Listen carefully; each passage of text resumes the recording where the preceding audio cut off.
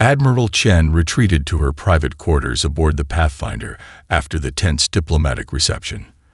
The room's smart glass windows dimmed automatically, giving her a moment of solitude amid the whirlwind of first contact. "Play back the meeting highlights," she instructed her neural-linked tactical assistant. A holographic display materialized above her desk, showing fragments of the earlier encounter with the Confederacy representatives. Chen studied Xorl's body language as the alien ambassador examined the technical specifications of Earth's defense fleet. The subtle chittering of his mandibles, the way his four primary eyes narrowed. These weren't expressions of mere curiosity. Analyze Ambassador Xorl's physiological responses during the military capabilities presentation, Chen ordered. The display shifted, overlaying biometric data captured by the Pathfinder sensors. Heightened respiratory rate, elevated body temperature, secretion of stress pheromones, the system reported, consistent with alarm response in similar hexapod species. Chen frowned. Humanity had spent centuries preparing for hostile first contact, developing increasingly sophisticated warships to counter potential threats. Yet here they were, facing a galactic civilization that seemed genuinely disturbed by Earth's military readiness. A gentle chime interrupted her thoughts. "Admiral, Lieutenant Commander Bakari requests permission to enter," the ship's system announced. "Granted," Chen replied, straightening her uniform. Bakari entered, his expression grim. The Pathfinder's intelligence officer had spent the reception mingling with lower-ranking Confederacy officials, gathering impressions while Chen handled the diplomatic heavy lifting. "You found something," Chen stated, recognizing his expression. Bakari nodded. Their military escorts were discussing our vessel designs. Not with contempt, Admiral, with fear. He placed a data crystal on her desk. "We intercepted this transmission from their command ship to Confederacy Central. It's been decoded." The holographic display shifted to show the intercepted message.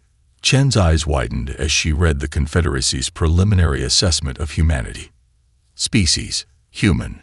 Sol system: technological development, early stage interstellar. Military doctrine: classification upgraded to Lambda 9. Threat designation: potential existential disruption, recommended action. Immediate containment protocols. Containment protocols. Chen whispered. "Based on what?" "We've shown no aggression." "It's not what we've done," Bakari replied, pulling up images of Earth's latest destroyer-class vessels. "It's what we've built. Look at the Confederacy ships. Admiral, ornate, ceremonial, designed for display. Now look at ours." Chen studied the stark comparison. Earth's warships were sleek, functional, with every element serving a tactical purpose. No decorative elements, no wasted space. Just pure military efficiency born from millennia of human conflict. "They've evolved past warfare as we understand it," Bakari continued. "Their ships are designed for ritual combat, not survival. When they look at our vessels, they don't see defensive capabilities. They see a psychology they don't understand." Chen closed the display with a gesture and moved to the viewport. Beyond the reinforced glass, the vast Confederacy diplomatic vessel loomed, its hull adorned with elaborate patterns that served no functional purpose. "Set course for Earth," she ordered quietly, "and prepare a complete briefing for Central Command. The galaxy isn't what we expected, and we need to be ready for whatever comes next." As the Pathfinder disengaged from the diplomatic rendezvous point, Chen couldn't shake the unnerving realization. Humanity hadn't found allies among the stars. They'd found a civilization that feared them simply for being prepared. The real first contact had just begun. The reception hall aboard the Harmonious Exchange Station hummed with tense conversation. Captain Reynolds navigated through clusters of alien dignitaries, their translator badges converting a symphony of clicks, whistles, and rumbles into standardized galactic common. "Quite the performance, Captain," a melodious voice addressed him. Reynolds turned to face a tall, graceful being with luminescent skin, a Tellurian ambassador. "Your vessel's capabilities were unexpected." Reynolds offered a diplomatic smile. The Thunderchild is merely a demonstration of standard Earth defensive systems. Defensive. The Tellurian's inner light pulsed with what Reynolds interpreted as amusement or perhaps anxiety. An interesting designation for something so clearly designed for offensive action. Before Reynolds could respond, a heavy hand clasped his shoulder. Commander Voss, the Confederacy's military liaison, towered over both of them. The reptilian officer's scales shifted color slightly as he spoke.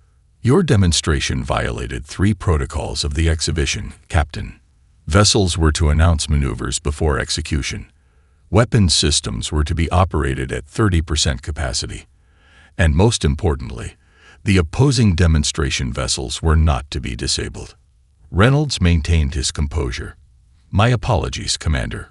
Earth received the technical parameters for the exhibition, but not the ceremonial aspects.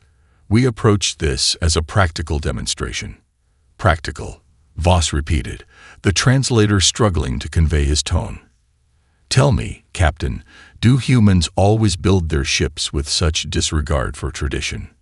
We build them to survive, Reynolds replied simply. The commander's pupils contracted to thin slits. Survive what, exactly? The Confederacy has maintained peace for 17 millennia. Reynolds took a sip from his glass, considering his words carefully. Humanity evolved without the benefit of galactic protection, Commander. Our history taught us to prepare for threats, even when none are immediately apparent.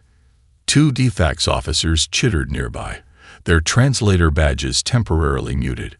Reynolds' enhanced hearing implant, standard for Earth captains, picked up their native language, automatically feeding through his neural translator. The efficiency ratios are impossible, one was saying. No species designs hardware with such ruthless optimization.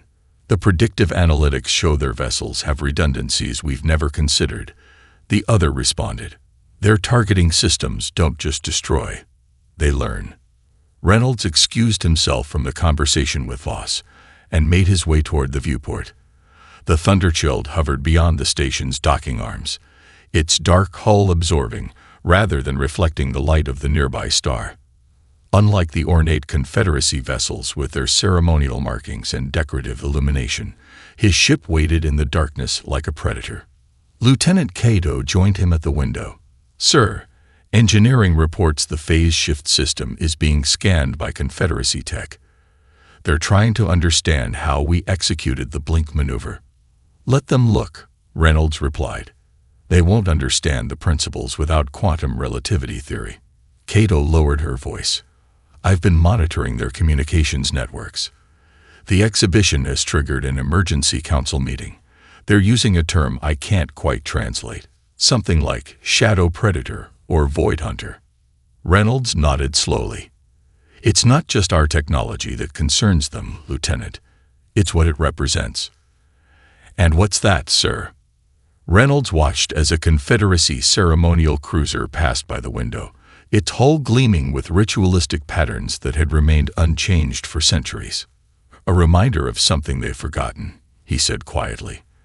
That the universe doesn't care about ceremony. Survival isn't granted by tradition. It's earned through adaptation. As the reception continued around them, Reynolds noticed how the alien dignitaries kept glancing toward the Thunderchild with a mixture of fascination and dread. Today's exhibition had been meant to put humanity in its place. Instead, it had revealed something fundamental about Earth that the galaxy wasn't prepared to face. The Senate chamber fell silent as Dr. Washington's presentation concluded. The holographic display above the central podium showed comparative brain scans, human neural pathways alongside those of various Confederacy species. The fundamental difference, Washington continued, gesturing to the highlighted regions, is in threat response processing. Their species evolved in environments with predictable dangers. Our ancestors faced randomized, chaotic threats that could emerge from anywhere, at any time. Senator Kahn leaned forward. And this is why they fear our warships, because we design for unpredictability. Precisely, Washington nodded. Their military doctrine has become ceremonial because their threats became ceremonial. Our ships embody a mindset they've evolved beyond, or believe they have. Admiral Chen, standing at the chamber's edge, turned as her neural link vibrated with an urgent notification. The message from Earth's long-range monitoring stations displayed directly on her retinal implant. Massive energy signatures detected at the edge of the solar system. The Confederacy fleet had arrived early. She approached the podium, interrupting the proceedings. "Senators, we'd run out of time. The Confederacy Vanguard has entered the system. They've bypassed standard approach protocols." Displays throughout the chamber shifted to show the incoming fleet. Hundreds of vessels arranged in perfectly symmetrical formations.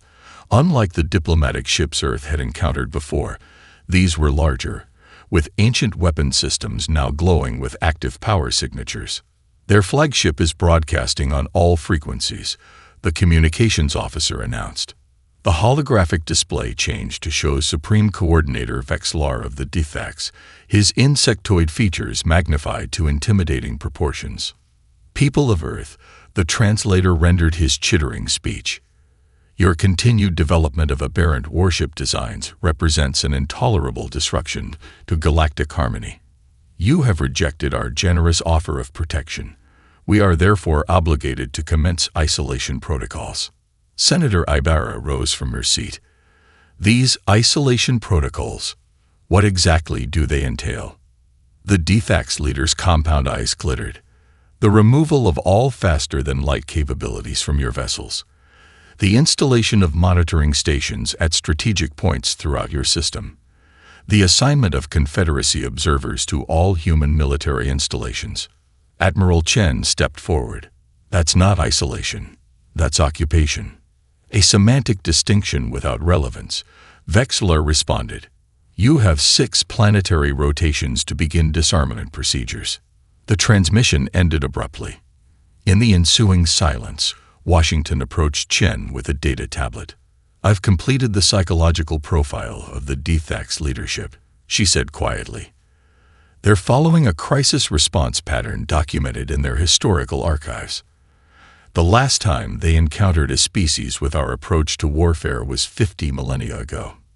"What happened to that species?" Chen asked. Washington's expression darkened. "They were designated as inherently destabilizing and subjected to what the archives euphemistically call harmonic correction. Genocide," Chen translated flatly. "The Dithax led that operation too," Washington confirmed. "But there's something else." She pulled up ancient star charts with a gesture. "The species they eliminated had developed warships remarkably similar to our current designs. Functional, adaptive, built for survival rather than display." Chen studied the historical data, her mind racing. "They're not just afraid of our technology. They're afraid we've independently rediscovered something they've been suppressing for thousands of years." As the Senate erupted into heated debate over Earth's response, Chen slipped away to the secure command center beneath the chamber. She entered a series of authorization codes into her neural interface, activating a communication channel that officially didn't exist. "Ghost Fleet Command," she spoke into the encrypted line. "Authorization, Chen Odyssey 7 Delta. Wake the Sentinels." The survival of humanity would depend on warships the Confederacy didn't yet know existed, and the terror they would soon inspire. Commander Nguyen moved swiftly through the Leviathan's Combat Information Center as damage reports flowed in. The ambush had caught them by surprise, but not unprepared. "Hull breach on Deck 7 contained," reported Lieutenant Santos, her hands dancing across the tactical display. "Repair drones deployed." Nguyen nodded, studying the holographic projection of the battlefield. The Confederacy vessels had abandoned their elegant formation after the initial human counterattack, but were now regrouping into what their military texts called the Spear of Righteous Intent, a wedge formation designed to concentrate firepower. "They're adapting," Nguyen murmured, "but they're still following their playbook." Communications Officer Park looked up from his station. "Commander, they're broadcasting again. They're demanding we power down weapons and prepare for boarding according to the 3rd protocol of martial submission. Respond with electronic countermeasures package Gamma." Nguyen ordered, "and bring the captured escape pod to the bridge." Minutes later, 2 security officers escorted a trembling Tellurian onto the bridge. The alien's luminescent skin had dimmed to a pale blue, its 4-fingered hands clutching the data crystal as if it were a lifeline. "I am Navigator 2nd rank, Celteris," the alien announced with surprising dignity despite its fear. "I formally surrender according to the 11th Compact." Nguyen approached slowly, hands visible. "We accept your surrender, Navigator. No harm will come to you or any other survivors. We seek information, not casualties." The Tellurian's inner light pulsed with confusion. You disabled 17 warships without pursuing complete destruction. This is not consistent with Class 1 existential threat parameters. Is that how your council has classified us?" Nguyen asked. "After your demonstration at Harmonious Exchange," Zelteris confirmed, "your vessels fight without adherence to the sacred geometries, without declaration of intent, without ceremonial positioning." The alien's voice dropped. "The last species to do so caused the great devastation." Nguyen gestured to the data crystal. "What does that contain?" "Tactical assessments, communications protocols, and..." The Tellurian hesitated, dissenting opinions from the Tellurian Mathematics Guild. "Dissenting how?" "The Guild believes the Council's response is disproportionate, that humanity might be integrated rather than contained." Zelteres extended the crystal. "I was to deliver this to your leadership, should opportunity arise." As Nguyen accepted the crystal, the tactical display flashed with new alerts. The remaining Confederacy vessels had completed their formation and were preparing to launch a coordinated attack. "Predictable," Nguyen said quietly. "They can't help themselves." She turned to her weapons officer. "Target the propulsion systems only. Minimum force necessary." The officer looked surprised. "We could disable their entire fleet with a full barrage, Commander." "That's exactly what they expect from a Class 1 threat," Nguyen replied. "We're going to show them something truly terrifying. Restraint." The Leviathan's advanced targeting systems locked onto precisely calculated points on each enemy vessel when the Confederacy ships launched their attack. Perfectly synchronized according to millennia-old doctrine, the human response was devastatingly precise. Surgical strikes disabled propulsion on the 3 remaining primary vessels without a single casualty. As the Confederacy ships drifted powerless, Nguyen opened a direct channel to their commanders. "This is Commander Sophie Nguyen of Earth. Your vessels are disabled, but your life support remains intact. We will provide assistance to any crew requiring medical attention. We came to deliver supplies to our colony, not to wage war. Remember that when you report back to your council." She closed the channel and turned to her stunned bridge crew. "Set course for Proxima Centauri, and prepare the data crystal for transmission to Earth Command." As the convoy resumed its journey, the disabled Confederacy ships receded in the view screen. Nguyen had just demonstrated something the aliens had never encountered in their ceremonial warfare: an enemy capable of victory who chose mercy instead. Captain Rodriguez stood motionless on the Cerberus bridge as the massive dreadnought emerged from stealth transit. The view screen showed their target: Helios Anchorage, the Confederacy's primary shipyard in the Orion Spur. Dozens of vessels in various stages of construction hung suspended in the void, surrounded by glittering construction drones. "Stealth systems holding," reported Commander Yuri Petrov, the Cerberus executive officer. "Their sensors haven't detected us yet." "Deploy reconnaissance drones," Rodriguez ordered. "I want precision targeting on their power grid and construction hubs. No casualties if possible." The bridge crew worked with practiced efficiency. Unlike traditional naval vessels, the Ghost Fleet ships operated with minimal personnel, each crew member neurally linked to the ship's biomimetic systems. What would require dozens of operators on a standard vessel could be accomplished by a handful of specialists on the Cerberus. "Tactical assessment complete," announced Lieutenant Commander Sanvi Kapoor. The tactical officer's eyes glowed faintly as her neural implants processed data streams from the reconnaissance drones. Targeting solution ready. Primary power nodes isolated. Construction control centers identified. Rodriguez studied the three-dimensional projection hovering above the tactical station. Begin Phase 1. Nemesis deployment authorized. Silent as shadows, a dozen missiles launched from the Cerberus ventral base. Unlike conventional weapons, Nemesis missiles existed partially in subspace, rendering them invisible to standard detection systems. They traveled without energy signatures, without heat trails, ghosts in the void. Impact in 3, 2, 1. Kapoor counted down. Across the sprawling shipyard, precision strikes simultaneously disabled power relays and communication hubs. Emergency lighting flickered across the structure as backup systems engage. Alarms would be sounding, but no one would be dying. Phase 2, Rodriguez commanded. Targeted EMP bursts on their defensive batteries. Another volley of specialized munitions deployed, neutralizing the shipyard's weapon systems before they could target the now revealed human vessel. "Sir," Petrov said quietly, "conventional doctrine would call for us to press the advantage, to destroy their shipbuilding capacity." Rodriguez nodded. "Conventional doctrine is about winning wars, Commander. This mission is about winning peace." He turned to communications. Broadcast on all Confederacy frequencies. The communications officer nodded, and Rodriguez stepped forward. "Helios Anchorage. This is Captain Isaiah Rodriguez of the Earth vessel Cerberus *. Your power systems and defenses have been temporarily disabled. Your personnel are unharmed. We could have destroyed this entire facility, but chose not to. Remember that." He paused, allowing his words to sink in.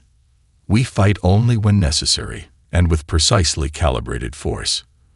Your council has misunderstood humanity's intentions. We build our ships for survival, not conquest. We offer you this demonstration as proof." Rodriguez nodded to his tactical officer. "We are uploading technical data on non-critical systems that were damaged. This will assist your repair teams. We expect your facility to be operational again within 72 hours. Consider why an existential threat would provide such assistance." With that, Rodriguez gave the order to disengage. The Cerberus vanished into stealth transit once more, leaving behind a disabled but intact shipyard and confusion among the Confederacy ranks. In the officers' mess later, Petrov joined Rodriguez as he reviewed data from the operation. "The uncertainty is worse than destruction for them, isn't it?" Petrov asked. "They don't know what to make of us." Rodriguez nodded, studying reports of similar precision strikes conducted by other Ghost Fleet vessels across Confederacy space. "That's the point, Commander. Fear comes from the unknown. We're showing them that humans are capable of both devastating power and remarkable restraint. Both qualities terrify them because both are unpredictable." He closed the report with a gesture. "The greatest weapon in our arsenal isn't our technology. It's that they can never be certain what we'll do next." Valsor stood alone in the ancient mathematical observatory atop the Tellurian high spire.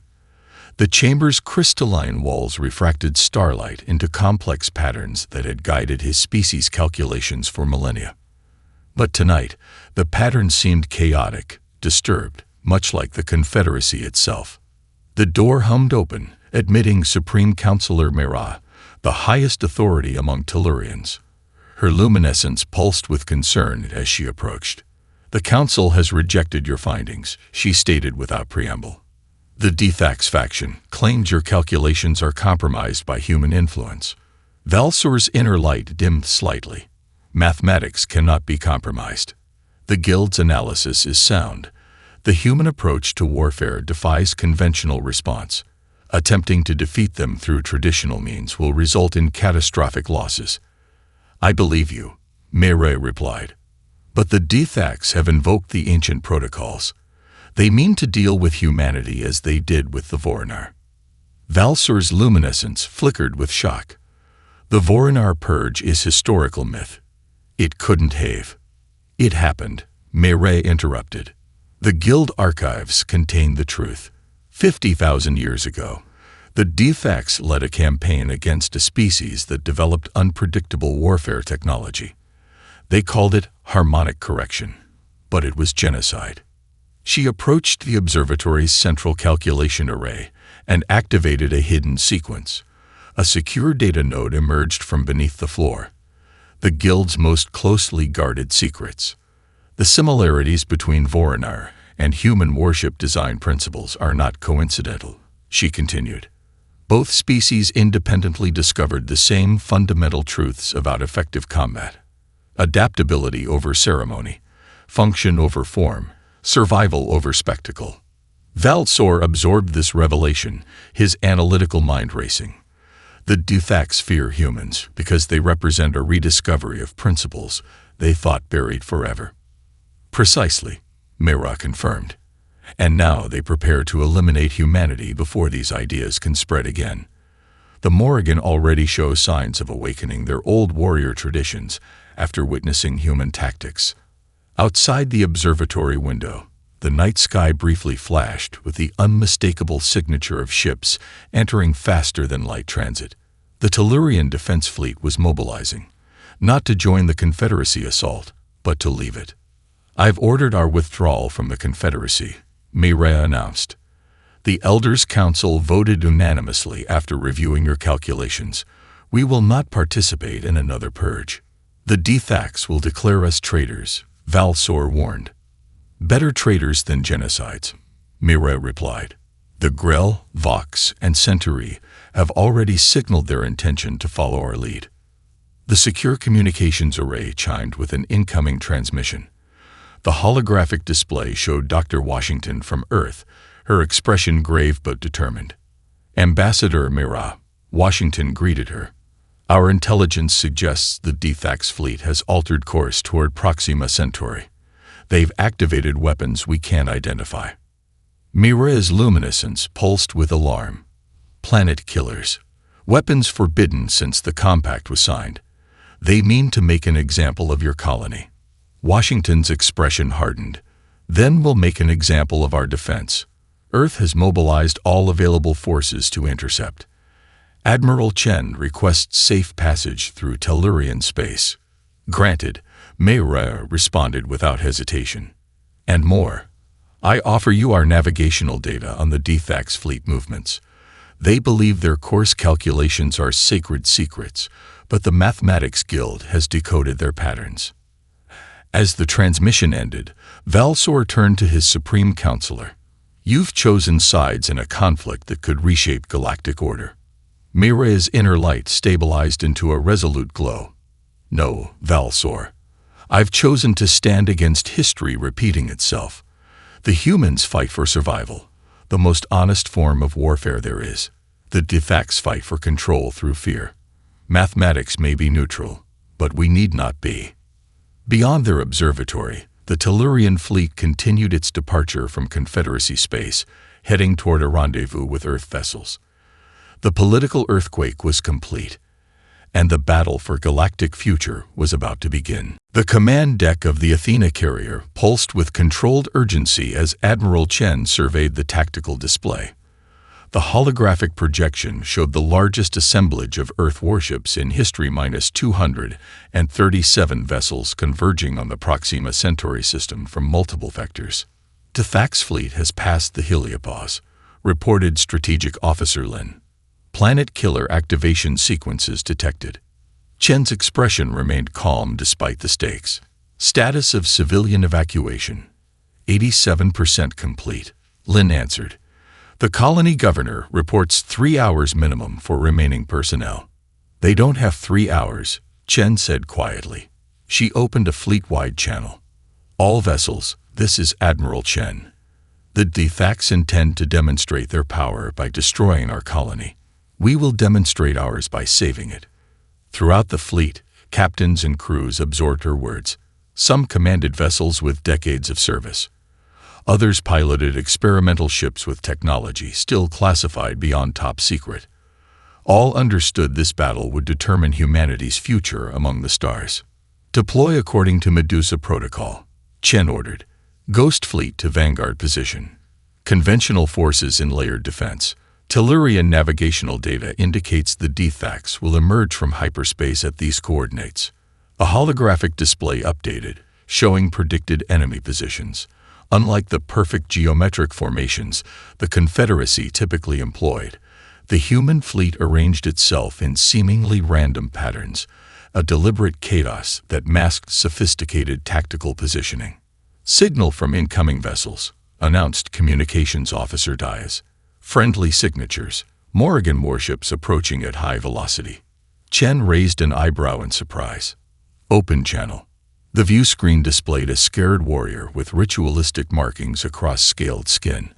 "Admiral Chen, I am War Leader Tak Ver of the Morrigan Liberation Fleet. We offer our assistance against the Dethax." "Your assistance is welcome, War Leader," Chen replied. "But the Morrigan have been pacified for millennia. How did you acquire combat-ready vessels?" Tak Ver's mouth formed what might have been a smile on his reptilian features. "We never stopped building them. We simply disguised them as ceremonial craft while maintaining their combat capabilities. The Dethax saw what they expected to see, ritual without function." Chen nodded with newfound respect. "Position your vessels according to these coordinates. We fight as allies." As the Morrigan ships integrated into the defensive formation, sensors detected massive energy spikes. The Dethax fleet materialized from hyperspace, hundreds of vessels arranged in a perfect geometric pattern, with the massive hammer of harmony at its center. The planet-killer weapon pulsed with ominous energy at the flagship's core. "They're broadcasting," Diaz reported. Supreme Coordinator Vexlar's insectoid features filled the view screen. "This is your final warning, humans. Surrender your colony and disarm your fleet, or witness the consequences of defiance." Chen rose from her command chair. "We've studied your history, Coordinator. We know about the Vorinar. We know what you really fear about us." Vexlar's compound eyes flashed with momentary surprise before his mandibles clicked in anger. "Then you know resistance is futile. Our fleet outnumbers yours. Our weapon cannot be stopped." "Numbers aren't everything," Chen replied calmly. "And nothing is unstoppable." She closed the channel and turned to her bridge crew. "All vessels, commence attack. Operation Gorgon is now active." Across the void, Earth's warships broke formation simultaneously, converging on the Dethax fleet from seemingly impossible vectors. The Confederacy vessels, locked in their ancient battle formation, struggled to track targets that refused to follow predictable patterns. Rodriguez watched from the Cerberus as the human fleet executed maneuvers no ceremonial navy could anticipate. For millennia, the Confederacy had practiced warfare as ritual. Today, they would experience it as survival. "A head full," he ordered. "Target the flagship's primary power conduits. We're going to show them exactly why they should fear Earth's warships." The Grand Assembly Hall in Geneva gleamed under the afternoon sun, its crystalline dome, a gift from the Tellurians, refracting light into patterns that symbolized the mathematical harmony between species. 6 months had passed since the Battle of Proxima Centauri, and representatives from 32 intelligent species had gathered to formalize a new interstellar order. Ambassador Xorel, once a condescending Confederacy representative, and now the delegate of his independent species, approached the central podium. His mandibles clicked thoughtfully before he addressed the assembly.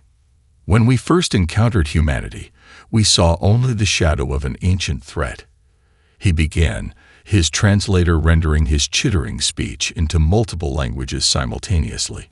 "We feared your warships because they embodied what we had forgotten, that the universe does not reward ceremony, but survival." The assembled delegates murmured in agreement.